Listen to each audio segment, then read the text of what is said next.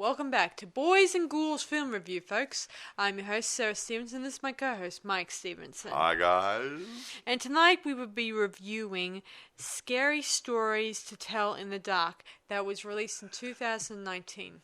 Yeah, it's a teenage horror film. A bit like an R.L. Stein sort of job, isn't it? A bit? Yeah, a little bit. A teeny... It touches on a bit of anthology here and there, a little bit. Not quite an anthology, but it brings other little bits of stories about the people who are being victimised by the thing in this movie, which I'm not going to say at the moment because Sarah's going to tell a story.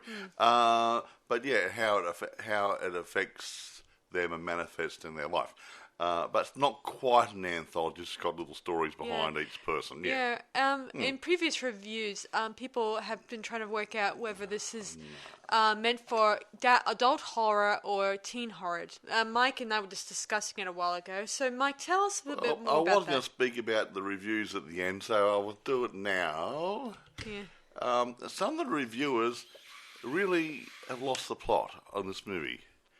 It was made from the story idea came from a children's book, a book series of the same name, Scary Stories to Tell in the Dark.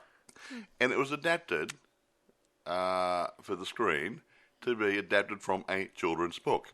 Not, let's take a children's book and make it into an adult R-rated horror. No, it's not. And some of the reviewers didn't miss that part. It's actually aimed at a younger audience, not your single figures children, but say young teens, mid-teens, when you start getting into horror, like when Buffy the Vampire Slayer might have been a bit scary, that sort of stuff. It's a little bit scarier than that, obviously, but it's made for a younger mind where they're not totally up to speed with the horrors that adult viewers would actually like to see. So some of the reviewers didn't pick up on that. However, we'll talk about the reviews later on. Some reviewers were actually quite favourable. That's a relief. Yeah. Now, pretty much, here we go. Produced by Guillermo del Toro, Sean Daniel, Jason Brown, J. Miles Dale, and Elizabeth Grave. What a great name for a horror movie producer, Grave. Directed by Andre, I think it's Overdahl. I think he's Swedish or something or other. He's from what I can see, he's a pretty good director. Now, the screenplay was done by the Hageman brothers, Dan and Kevin. They've done a lot of scripts, I believe, at different times for different movies. They will take a script that's been roughly put together, and they will do the final touches to it and breathe life into it, or death into it, whichever way you're going to go. Now, the story was originally written by Guillermo del Toro, Patrick Melton, and Marcus Dunstan. Again, it was based on that book, the children's book by Alvin Schwartz. I always said to Sarah that any good story is in a book, a good book story that's sold well and it gets transferred to film, can generally make it quite good because someone's already put the imagination into it. It's just somebody there say, how can I make a screenplay out of it? So when you're going to start a movie from scratch, let's come up with a synopsis and then write a bit of a storyline and then put the words together for the people. It's a big task, but the hard work's already been done. Yes. Mr. Alvin Schwartz did a good job in the kids' books and they just adapted it. Anyway, irrespective. I won't go into too much about it before Sarah starts telling her side of things, but I believe CBS got the rights to the film way back in 2013, and it took so many years for it to get released. So about 6 years from start to finish. Even though the filming, I think, took about 2 months. So yeah, there's a lot of background work, writing, rewriting, doing this, doing something else, yada yada yada. And I was going to mention this later. They're looking at doing a sequel. I hope so. Yeah, they're looking at doing a sequel. They were discussing it last year, so it might take another year or so to come out. But I do hope it's a continuation of the story. Well, the same people have been brought in. So that girl, what's her name? I'll go through them in a minute. I'll moving right along because it's going to be a bit of a long story when Sarah gets into it, obviously. Budget 28 mil. It box office at 106. Now, this only came out in 2019, and it's readily available on eBay and Amazon and other places. Don't know how much it's going to make on the old home media side, but I think it's going to make a good killing there too, because it's not a bad film for teens. Okay. Yeah, I think they'll like it. Now, I won't go through everybody. I've got a whole list of people. I'll concentrate on the kids. Zoe Coletti plays Stella Nichols. She's the main little girl who finds this book with these stories in it when they go into a haunted house, which Sarah will tell you in a minute. Michael Garza plays Ramon Morales. So he'll come out, sorry. Gabriel Rush as Augie Hildebrand.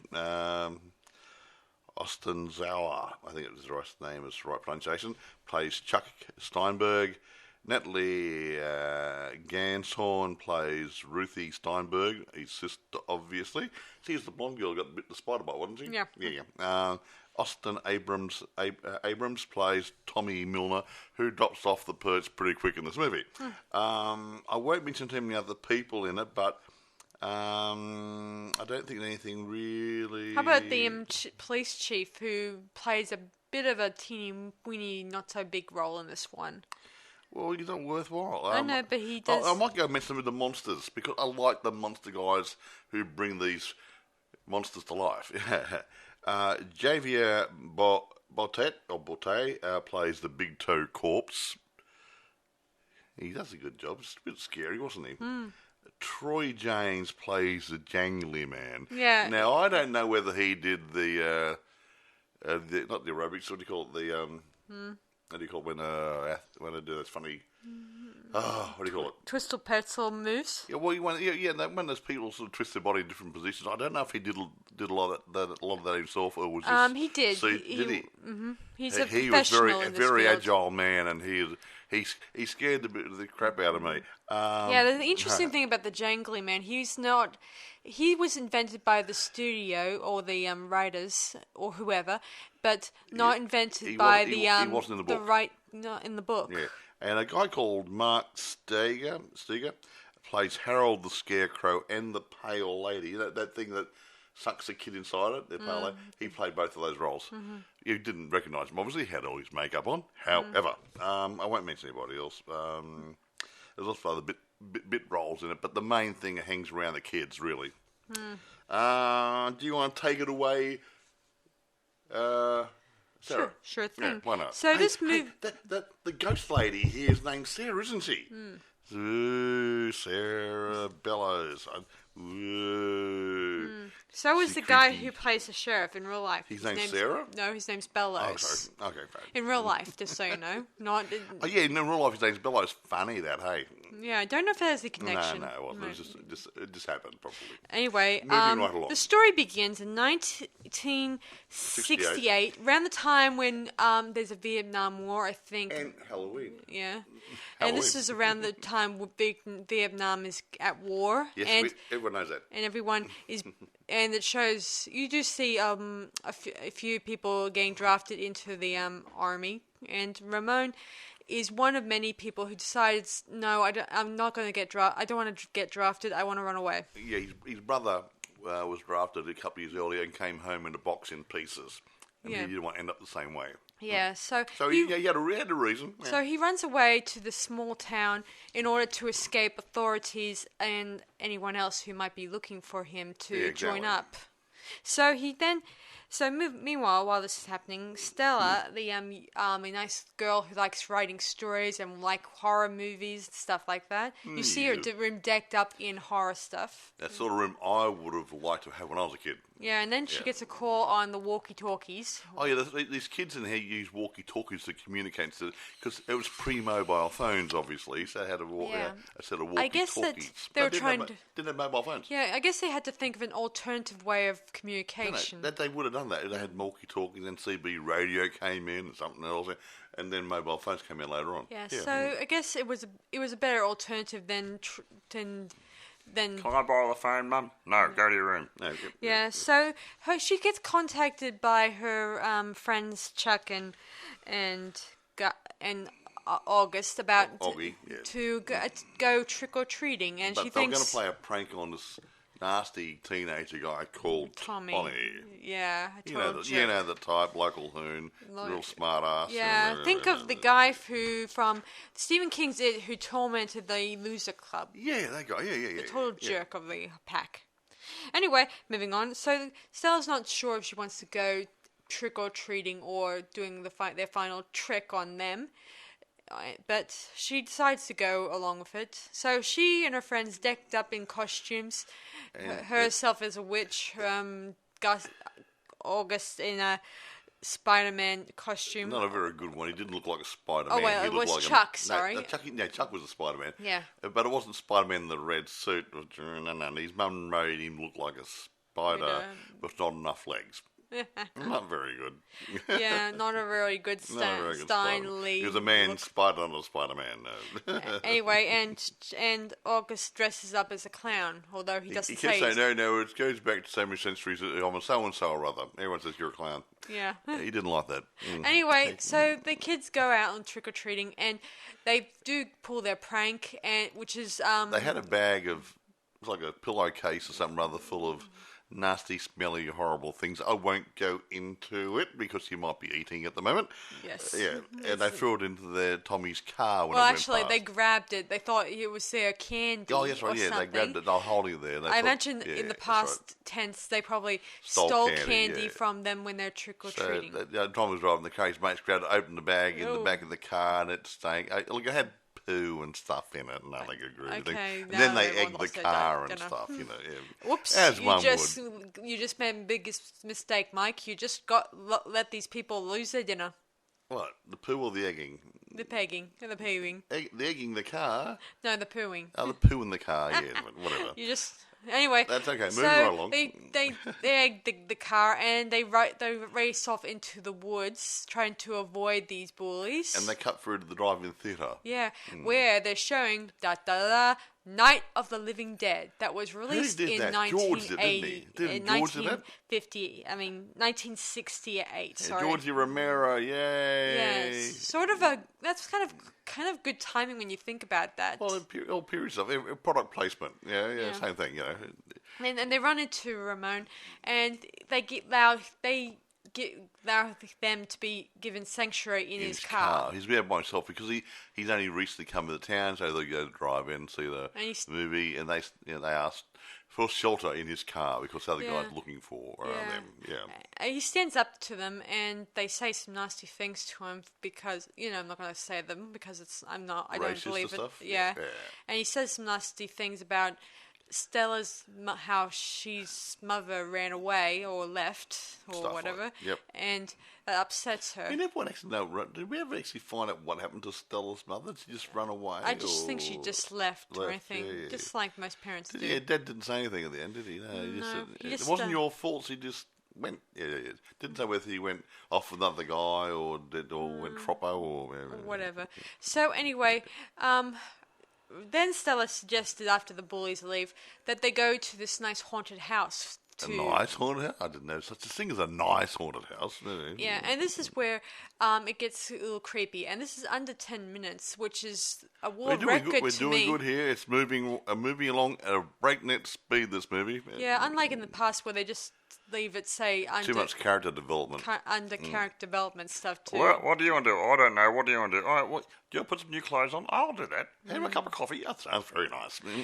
So they head in, and Stella explains to Ramon what the story of the house, how it used to house the Bellows family. Who were very, very rich. Who were very wealthy, who owned a local mill. Yeah, what paper mill was it? Or? Yeah, paper mill or something.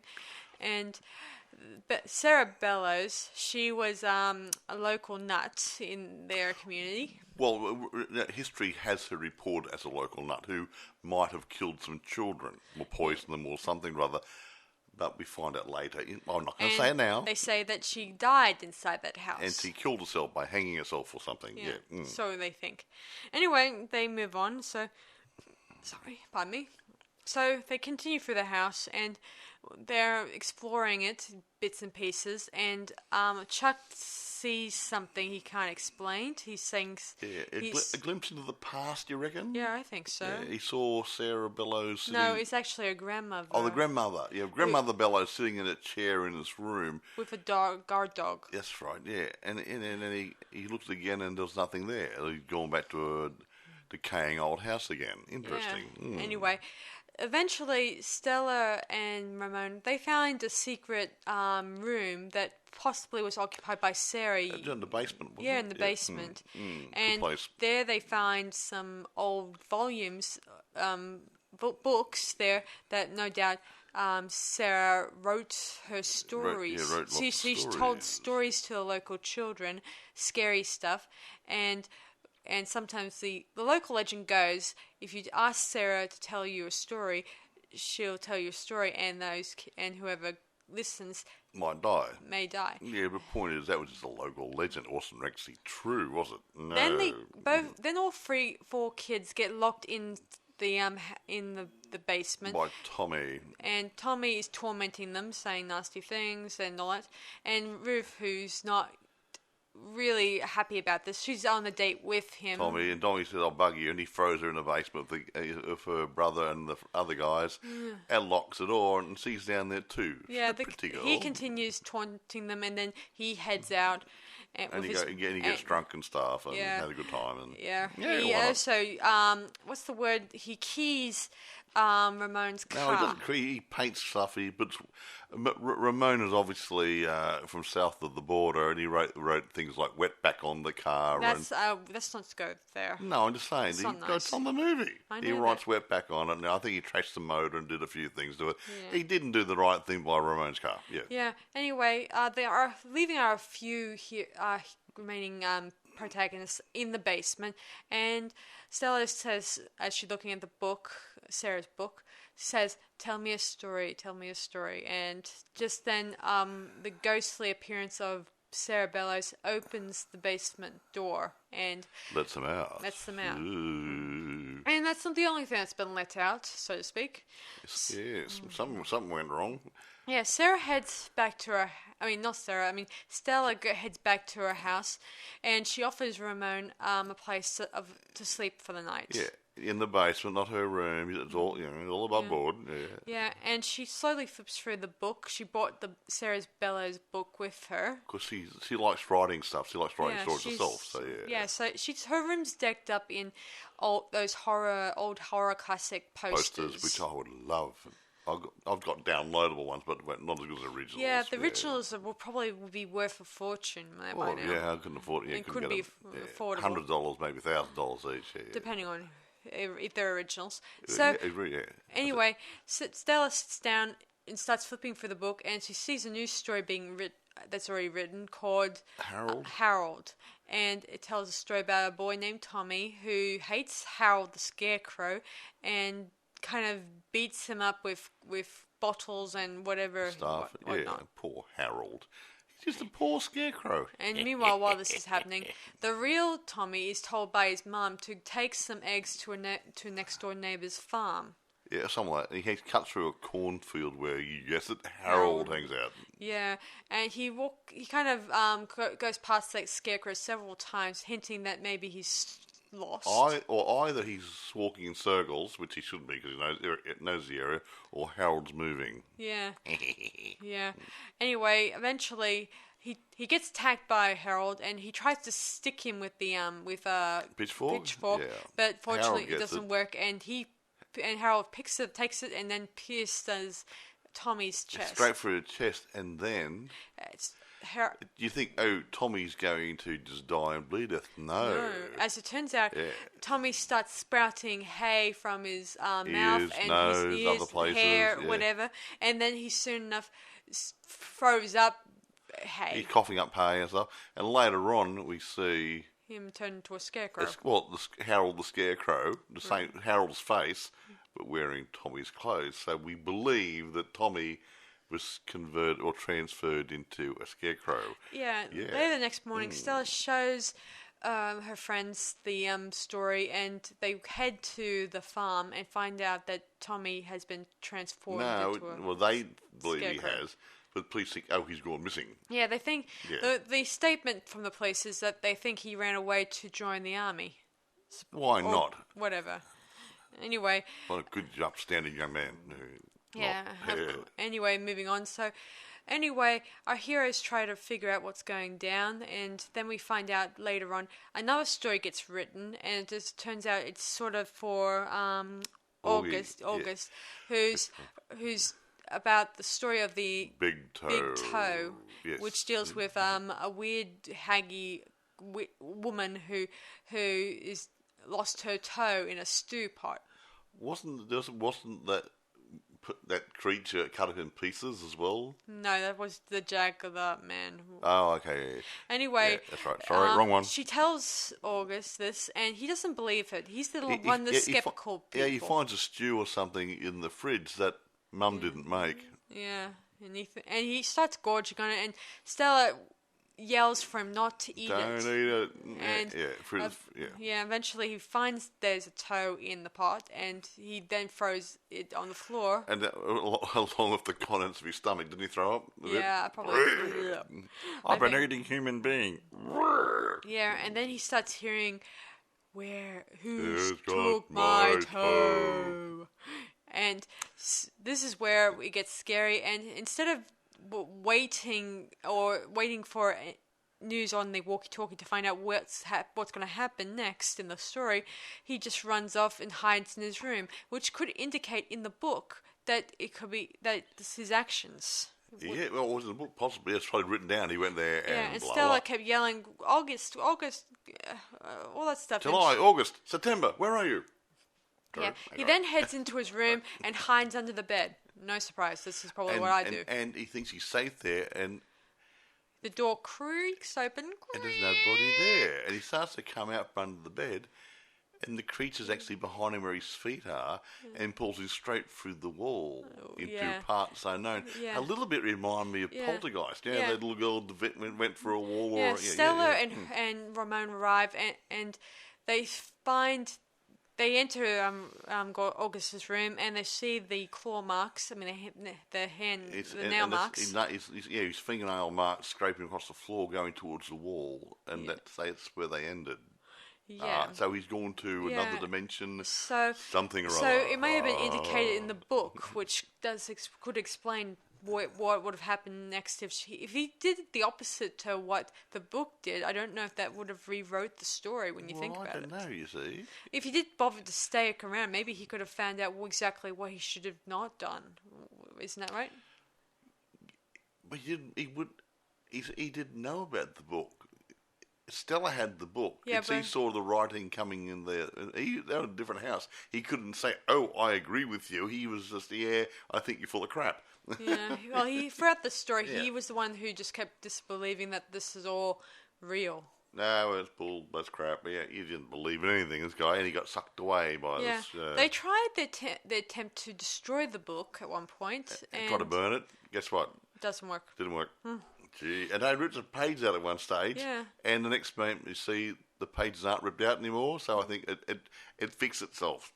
Yeah. Aha. Yeah. So anyway, having no way of dealing with this, they decide to find out more about Sarah Bellows and all that stuff. So they contact the last person who may know of her, an old servant or old daughter of a servant who's now an elderly lady who's Very looked old. after her by her granddaughter or daughter. I think it was a granddaughter. Yeah. And she tells her that Sarah Bellows didn't do anything wrong, I think. I think she said she hinted that she didn't do anything wrong. Yeah, and her daughter or granddaughter tells her that Sarah Bellows didn't die at home. She died at the hospital. Yeah, by the hands of her brother, who was a doctor there. He was the one administering electric shock treatments and all the other good groovy things. Yeah, so Sarah... no, I don't know why I keep saying Sarah. I mean, Stella... The girl. They're both called S in the name. S words. Anyway, Stella and Ramon and Chuck, they head down to the sanitarium or the psychology whatever. The nut house. Anyway, and they decide to look for the records, even though at first they weren't allowed in. But being an old record, 100 years old, I thought, oh, well, you go down to the Red Room. Yeah, according to Chuck, he had a nightmare, an ongoing nightmare of being in a red room of And sorts. it wasn't a red room, it was RED was the initials, record something or other, and documents or something or other. Yeah. So, anyway, he doesn't want anything to do with that room because he thinks he was a bit it's scared. Yeah. Something might happen to him. And he thinks, in conversation with Stella, that Sarah Bellows will use his fear against him. And why shouldn't? It seems that Sarah Bellows in this story, she targets their fear and stuff. Yes. Oh, speaking of fear, before this happened, Ruth, the girl I mentioned her earlier, she's also targeted, and She her got bitten fear, by a spider. I think, was being bitten by a spider I don't zits. know. I don't know if she was actually being bitten by. She didn't like spiders, but she had a thing about her looks. Yeah. And I think she was worried about anything marring her beauty and that sort of Yeah. stuff. And she got this little red Yeah. spider bite on her cheek, which Yeah, it was a very big. it grew and grew, and then these little hatchlings came out of her cheek. Yeah. They save her, and now she's placed into a hospital. Yeah, she was traumatised. Yeah, poor thing. And we don't see her again after. Well, we see her right at the end of the movie. Yeah. Happy and smiling again. Yeah, so back to the mental institute. Our group heads into the institute, and of course Chuck decides to stay behind while the rest decide to. I'll be safe in the corridor. Yeah. Not. And he continues running through different corridors, being chased by orderlies, I think. Orderlies trying to escape the orderlies, but then He gets no, it doesn't alarm go off and everything goes red. Yeah. All the corridors go red and different things. Yeah, and anyway, while this is happening, Red room. so remember? Stella and Ramon, they're in the document room, document record room, equipment records, and whatever. and they see Sarah's has a recording from. You know that little tube recorders used to use, like Thomas Edison made a long time ago? One of those things. Yeah, so they take out a special gramophone Which they just happen to have there. and start listening to the recording, which indicates that Sarah Bellows was tortured by her brother. Into admitting that she killed the children. Of course, while this is happening, she's during the recording, she starts telling a story about Chuck and the fear of a red room, and we then look at the book again and see the Bory story is being written in blood. Actually, all the stories written in blood too. All red. It wasn't red ink. It was blood. I saw it. It's blood. Yep. Yeah.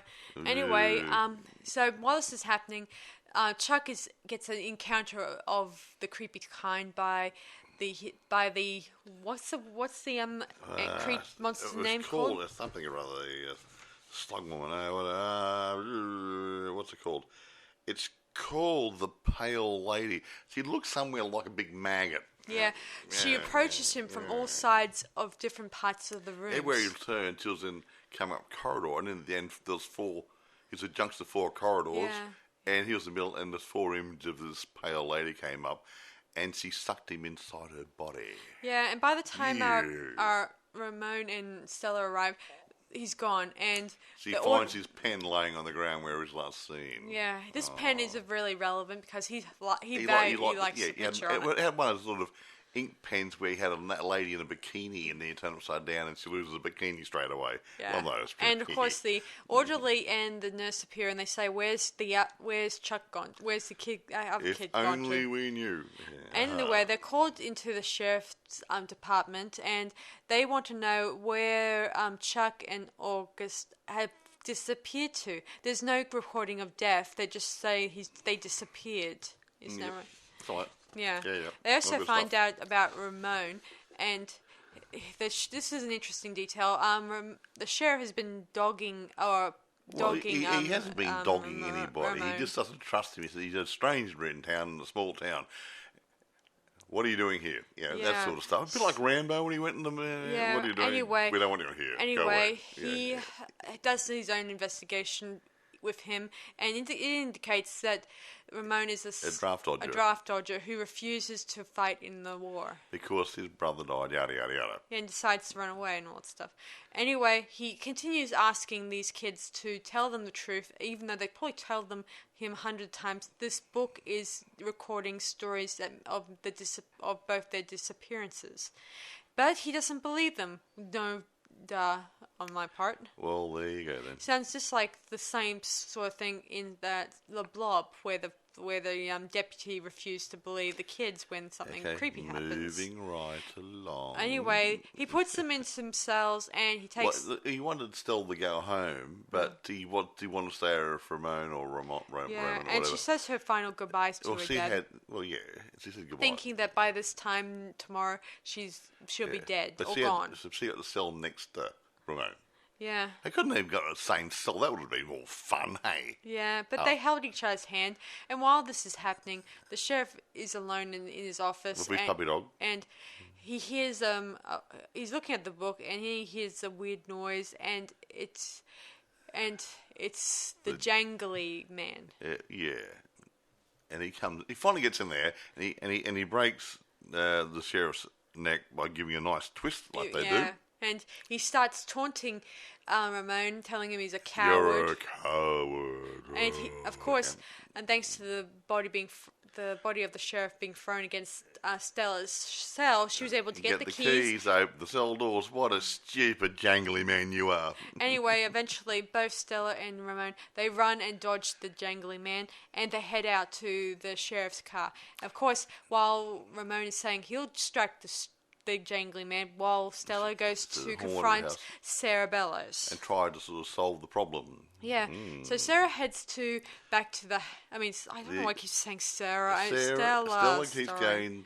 Heads back to the horn house to see Sarah. Yeah. So Stella goes back to the horn house to see Sarah. Yeah. I said that. And then she yells for her to stop these killings and stuff like that, and it'll help. It won't resolve anything with her. And she realised that Sarah was innocent of the killings, and she will tell her story to the townsfolk and everybody, so no one would believe she was a killer anymore. Yeah. Of course, Sarah listens and ponders this and believes Stella's being sincere and tells her to write her story in blood. In the book. So she takes out finger. she gives her a pen, one of those old-fashioned the old nib pens, and pierces her finger with it, and then slowly writes her story in a very detailed wording. Yeah. And eventually, the jangly man disappears in the process, and Ramon is safe, and Sarah is able to move on to the next world. She goes on to finally peace after 100 years. Yeah, and Stella completes the story and writes it and sends it into a writing competition. And it gets an award, doesn't it? And she says some people believe the story and believe all the facts and fake stuff they found, and others remain skeptical and don't believe, but it doesn't matter. Anyway, Ramon decides to go do the right thing, and get drafted. No, he didn't get drafted. He was drafted. Okay. So he showed up and said, "Okay, here I am. Yeah. My name's so and so," and they took him on the bus to the training camp. Yeah. And Sarah and Ruth and her dad, they drive off into the sunset with Ruthie. Yeah. With Ruthie, I said. I said Ruthie. Oh, did you? Yeah. And Ruthie. Sarah and Stella remarks that she hopes, with the aid of the book, be able to find Chuck and August someday. Well, I look at it this way: if Augie was dragged into or through a wall into another dimension, and Chuck was assimilated into a supernatural creature, they're probably sucked into a different dimension like they did in Poltergeist. Yeah, they're not dead. So not dead, they're just not here. So if she got in the book and wrote a story, so-and-so or other, part 2, the return of Chucky or whatever, or August or whatever, she could write a story, hey, after, say, 6 months, so-and-so miraculously appeared back through the wall in his bedroom, under his bed, whatever, however he went, and reverse the procedure. He probably could have come out as easy as that. I do wonder if there was maybe, after she signs her name in the book, is there any side effects? Like, what if...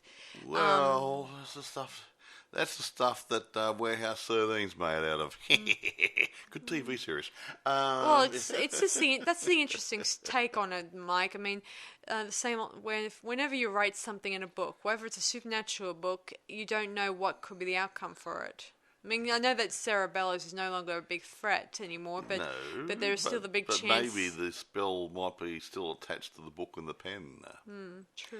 You know, who would want to write with Edgar Allan Poe's pen? He was a creepy dude. He was a drug addict, I believe, and everything else. He was a strange little man.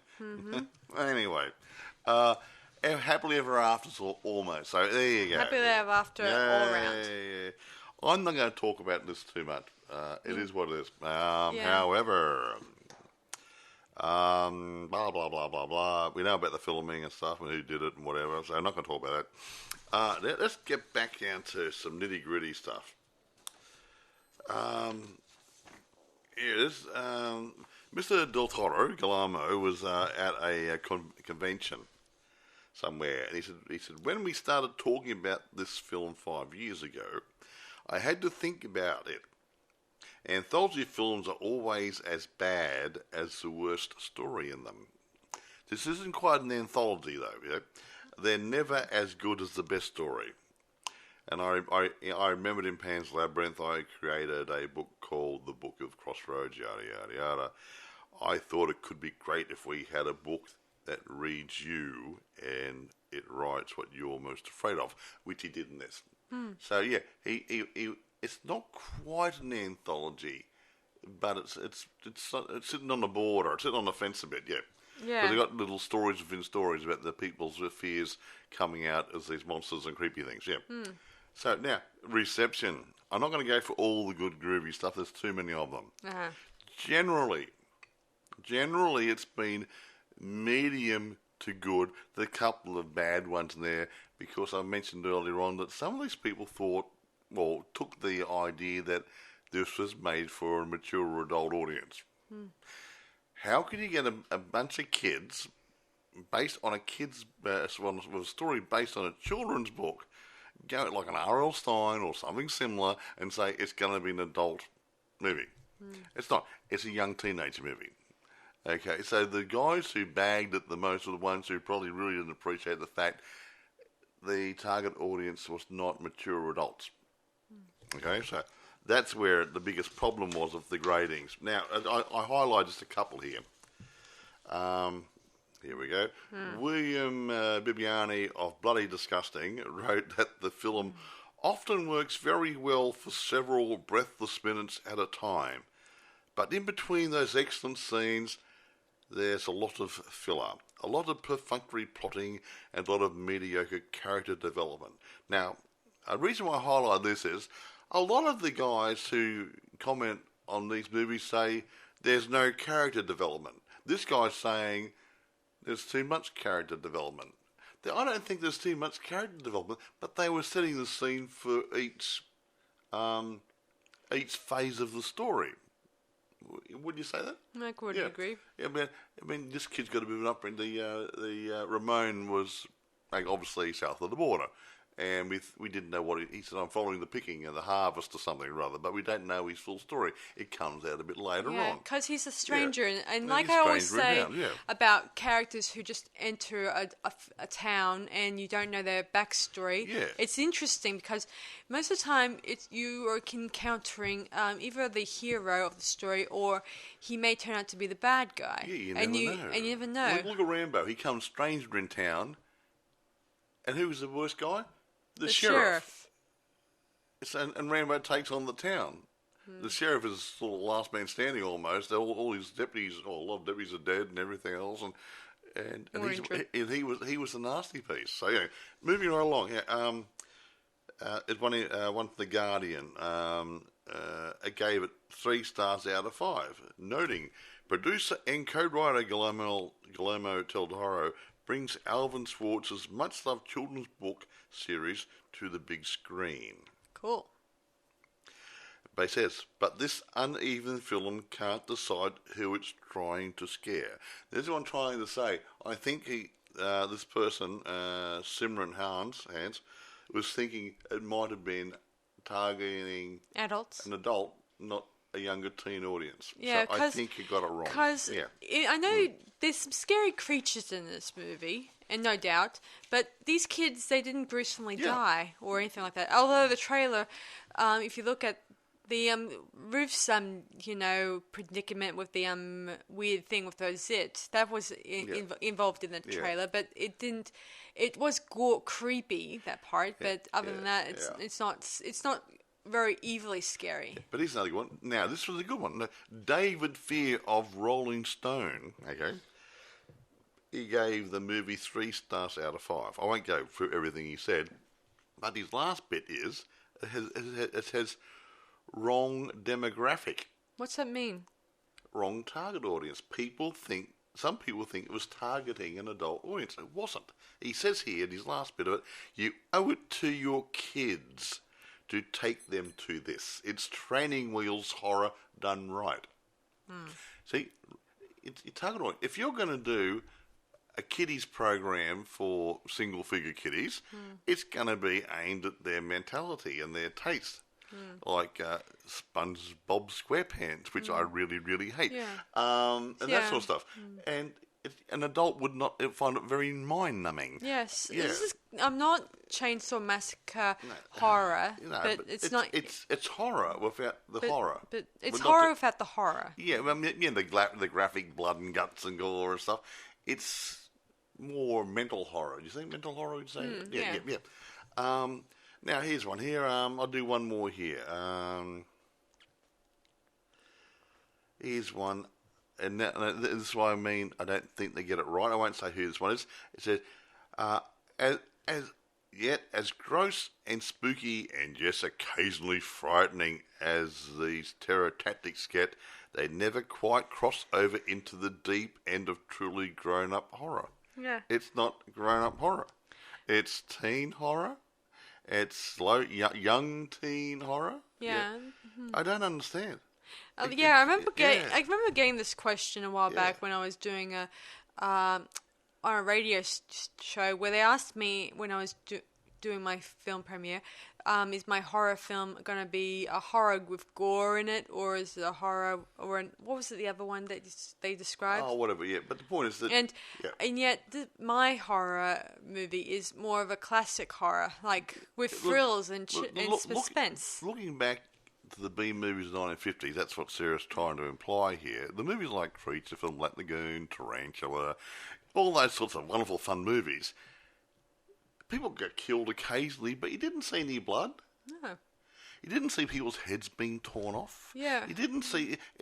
a lot of it was just implied people running around going, scream, scream, scream, oh, look at the monster over there, oh, what are we going to do about it? Yeah. And that sort of stuff. Yeah. And that's this comes off as that, it's not completely gory. You don't have to there's have no blood and guts and gore in every movie to make it scary. And this is a prime example of it. For sure. The sheriff got his head only twisted and snapped like in any action movie. Let's get the naughty guy, snap his neck, let's move on.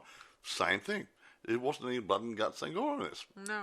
And I think there was a little bit of blood on... No, I can't think of it. No, there wasn't any blood in it at all. But it was a scary movie. Mm-hmm. So you don't need to have blood and guts and gore. And, surprisingly, there was no sex scene in it. Gee. Yeah. I'm sure if... No, I won't mention any names. Some other director would have got involved. There would have been a ubiquitous sex scene thrown in just to keep it interesting. But it's aimed at young teens, and they kept it at that level. So there you go then. That's my little bit. That's my little tirade. Yeah, exactly so. No, it's a point. If you're going to target an audience, you target your audience, and then you give it your best. Yeah, and I think they did. I think they target their audience correctly. Yeah, it's just the young teens. It's just film critiques don't understand it. Well, they don't understand. Oh, go to see this picture. I don't care what it is. Oh, blah blah blah. They probably I didn't assumed like it. this was going to be an over glorified type horror movie. Well, you take it. Okay, here's one for you. A good example. Okay. Where you're a bit of a crossed different areas. Take Monsters vs. Aliens, the cartoon, and I think it was this other bit was spin-off, Killer Pumpkins from Outer Space or something or other. Now, they're really good, fun kids' cartoons, right? Right. And Seth Rogen makes a great Bob the Blob. I think he's great. I can't remember who did the voices for the other guys. But it's fun for kids, but an adult can enjoy it. I have a great fun watching Bob the Blob, listen to the stupid crap he comes out with, and Seth Rogen really plays it really funny. But the point is, there's some things which will cross decades, different age groups, and this wasn't meant to be crossing over the age group. It was aimed for a teenage audience. Yeah. I am 67 years old. I still enjoyed it because I knew the target market was young teens. So I accepted the fact that I wouldn't be quite exactly what I wanted as the mature adult, but I appreciate the fact that it's a damn well-made movie. Guillermo del Toro did a good job. His director did a good job. It's a good movie if you watch it knowing its target market. Yeah, anyway, I do think they had the right target. It's just the reviews didn't understand. The reviewers didn't know the target market. And they're the guys who put their, can I say their crap into the magazines and newspapers, and they will say, this is a crappy movie or something, I didn't like it, and people read it and believe it. Well, I'd say, get off your bum and go to the pictures, have a look, and then tell your friends about it. Yeah. Anyway, the reason we wanted to review this one was it had Halloween as a bit of a Halloween, theme. yeah. And I thought you guys may like another Halloween-related we film. might do, if we can't find any more Halloween-type theme movies, we might find a couple of movies that are really popular at Halloween. But we're going to look through our archives, aren't we? Yeah. Yeah. But another next 2 or 3 we're going to do for Halloween. Yeah. Go check the dates out. Yeah. We started early because we like Halloween. Mm-hmm. Anyway, just today, me and Mike were browsing through Halloween aisles. The shops are so good. I mean, we're in Australia. We don't get as much as the Americans get because obviously it's American public holiday, but I wish we could actually do it in Australia. Sometimes kids would have a ball, but we don't do it over here. We do it a little bit, and kids get disappointed. Yeah. Because it's not like the same on American TV shows we get over here. Yeah, unlike the TV shows in America, where they make out, having big Halloween displays in their backyard. Like, we have Christmas decorations all over our houses all the time. Sometimes, but we don't do Halloween. But we don't do Halloween. Well, it's the American public holiday. It came over from Ireland or somewhere to America with the Irish immigrants and stuff, and it took on. And that's fine. But in Australia, we didn't have that. So we have our own holidays. We have Queen's birthday weekends and so on. So Australia. That's one holiday I would love to do. Halloween. Traditional sense. Yeah, but why do we go to America for Halloween?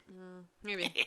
I mean, we do have Halloween parties and balls and that sort of stuff. And special shows here sometimes. Yeah, and local festivals. Yeah, but they're not like you have in America. The kids can walk up down the street and knock on people's doors and get candy and stuff. Yeah. And we haven't got that, and people try to force it, but there's not enough people into it, so it's really hard for the kids. Yeah, we do get the odd lolly and chocky here, to make sure that we don't deprive kids of at least chocolate opportunities here and there. We moved into this house about 20 years ago.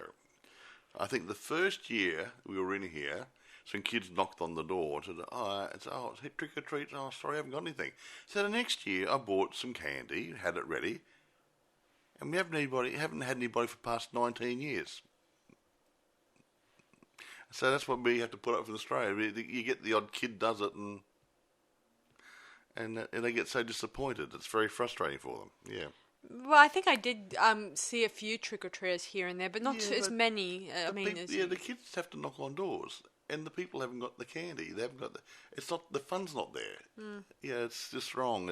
I do like the displays that they make, like displays. The mannequins that they sell down the shops are awesome. Yeah, I mean some of the stuff is great. I love to set my front yard up like that and have your skeletons coming out of graves and stuff, and jack-o'-lanterns and whatever, and bones jumping out of the ground. Yeah, and stuff, and door knockers, which you go, who's coming into my house? Yeah, that sort of stuff. Yeah, and scare the crap out of the kids. Have a wonderful time.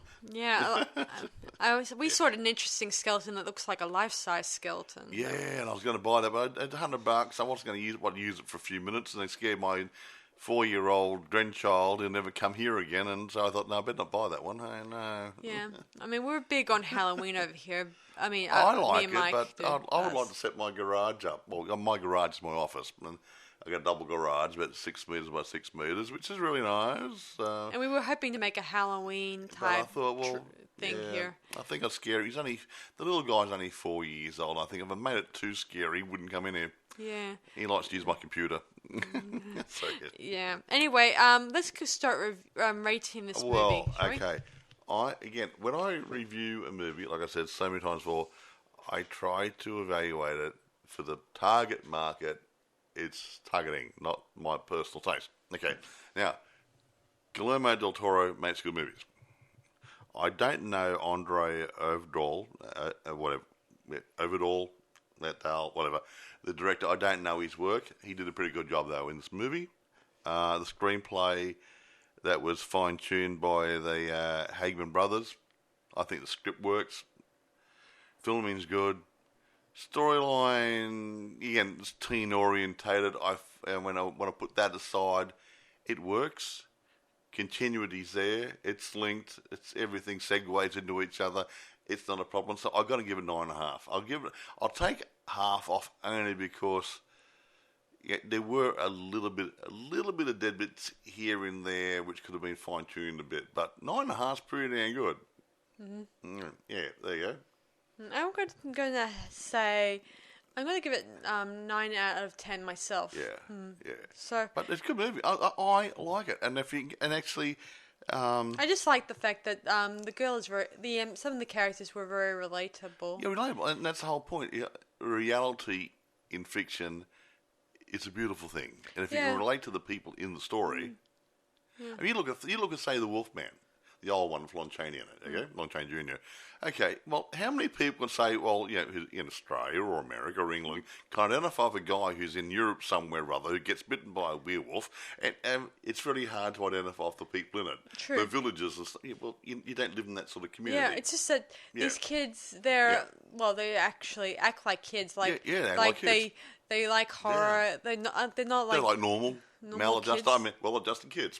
Yeah, kids who are brought up in the those ordinary suburb areas. Exactly right. But at the same time are more interested. Poor to lower middle class sort of, working class type stuff. Sort of like what some... like the kids in it. Yeah, like a lot like the... or the Goonies. Yeah. Yeah. Imagine a lot of directors, they based their childhood around this sort of thing. When they were young, they probably started out like ordinary kids with maybe interested in a bit of horror here and there in their lives if they're into that sort of hands thing. up. I can't see your hands, obviously. How many of you out there have actually gone into an old derelict house when you were a kid? I have. I did. Down near the local tip. A lot of bush around it. Didn't look like the place hadn't been lived in for 20 or 30 years. Floorboards are rotting, hole in the ceiling, and whatever. We went there. Wow, there's an old piano in the corner still. I did like it when they went to the drive-through. That was probably my favourite scenes. The drive-through when they watched Night of the Living... Drive-in. Yeah, we haven't got too many drive-ins out here anymore. But I just came back to the haunted houses. You think about it. I walked in this old house, and you think, there's an old piano there, and there's an old couch over there. So somewhere, someone's died, and the house just been left. It wasn't left to anybody. It's just been sitting there, and nature was just coming back over it. Someone owned the land, obviously, but no one did anything with it. It just was going. There's a lot of houses like that around the world. People, George, and people think they're haunted. Kids if they get a chance, and they go in there, they'll let their imagination run wild. Now you can talk. No, I was referring to actually the atmosphere the kids have been brought up with, like the whole.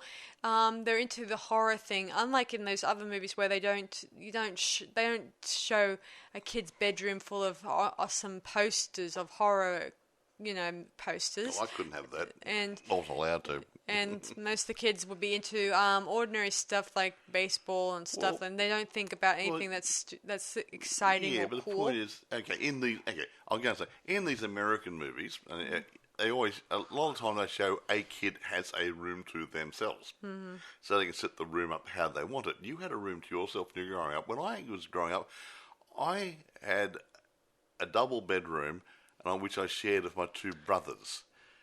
Yeah, we had enough room to walk in next to our bed and get into bed. We had a big wardrobe we shared, and we had no room to put anything in there. We couldn't have put a poster on the wall because there's no wall space, because there's just nothing there. So, if I had my own room, I would have had posters all over it. But back in those days, I would have had music posters and stuff out of all my bands I used to like and stuff. Yeah.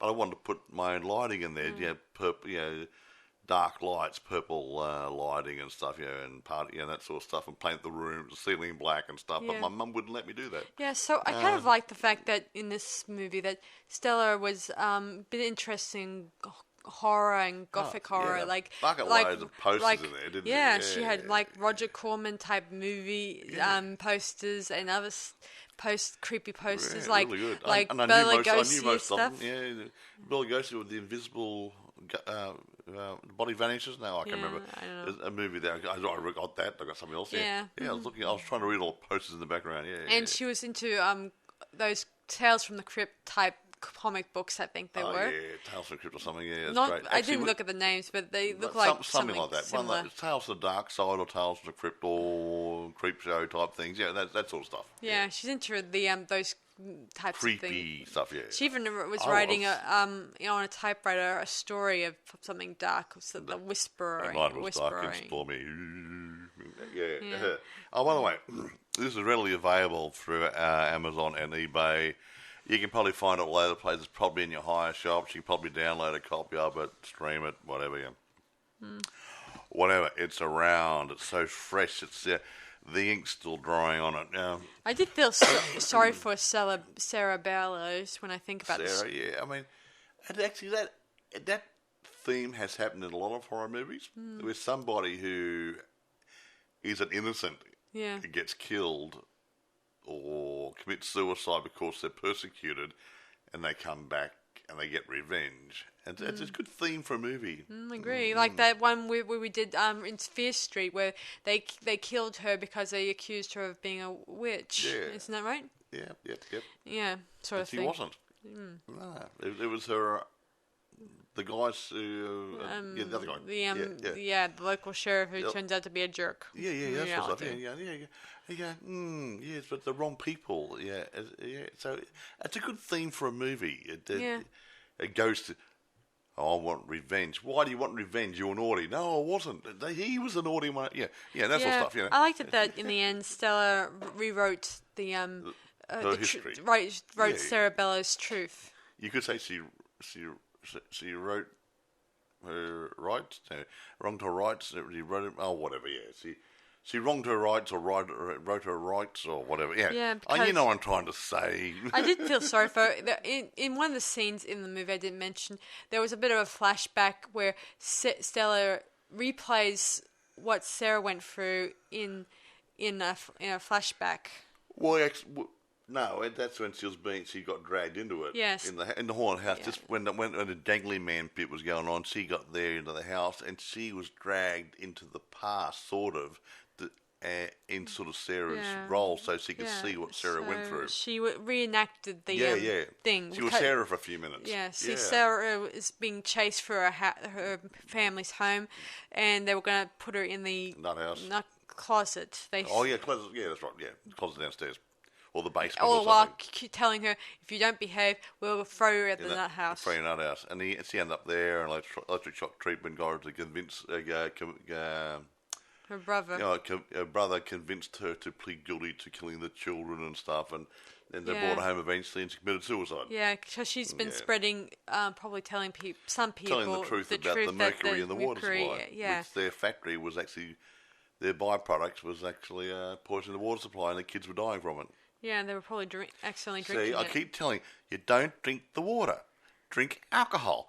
No problem. A bit of Bundy. You guys drink it. You drink a bit of Jack Daniels or Jimmy Beam or something. Well, anyway, I did think that it was interesting that when she died, she also written her family's stories in that book too, and they kind of disappeared in the same manner. Yeah, she got rid of a family by writing the stories. Interesting. I'm wondering whether she actually killed off a family and then committed suicide. That didn't actually come out. No, it didn't. No. I like to think she may have... I like she got rid of she dispatched all the family first. I like to think, and this is in my mind, that I think that Sarah... This is how I see the story. Sarah Bellows, she was a girl, and she was abused by her family, and then after, say, several deaths, they committed her to a nut house, and she gets tortured by the electric shock and stuff like that, and other horrible treatments. Yeah. And while this destroyed her mentally, it kind of killed her mentally, but at the same time, she probably also died at home because she couldn't take the guilt of what they did, or they destroyed her and made her a criminal and everything else. And so she may have died at they may say that she died at the mental institute, but I think she died at home. She died at home. I think she did, because that's why the ghost was haunting her home. Because her brain was fried and that killed her, but I think that she was killed at home. A bit of home detention back in those days. So she took her life after her brain was fried. Seriously. I think her brain wasn't quite so fried. That's why she wrote the stories, and I think she killed off all the family by writing the stories. And then she said, "Well, I got nothing to live for now," and then she killed herself. Maybe that's my take on it. Anyway. I like to think that they did it.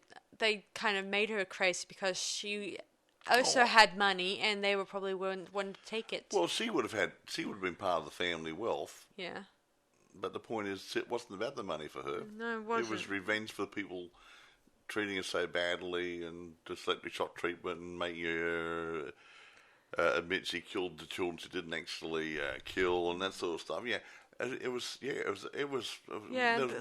never a concern of money. She just wanted revenge. The closet thing makes me think of the Stephen King Carrie, where her abusive mother would throw Carrie in a sort of closet and get her to try to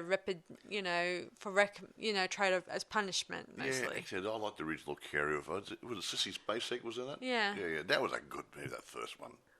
Anyway, her mother was a real creep. Yeah. Anyway, that's about it for us tonight. Anyway, yeah, it's good. What have I done that?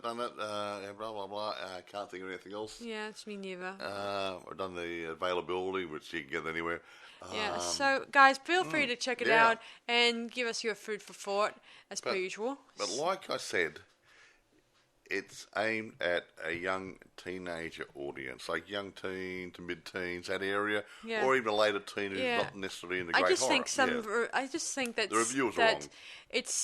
I think this type of thing is strange to some reviewers. They're used to adult movies, adult horror, but when they saw this, they probably assumed this would be over-the-top horror. But it's not. It's not over the top. You're actually good training wheels for getting your kids into horror. One of the reviewers said, and I would say yes, definitely. It's a step up from Buffy the Vampire Slayer and Angel and stuff. They weren't that horrific. This is the next level up from that. So you got that. I got that stuff. And I got something a little bit darker before I get into the media adult stuff. So it fits in that mid-category. So it's sort of in the middle. Yeah, and it's a good watch. A good, clean, wholesome horror fun, whatever. Yeah. Yeah, so that's about it for us tonight. So thanks for listening to today's podcast, everyone. And I'll see you guys for our next one. Bye for now. Exactly. Bye, guys. Bye.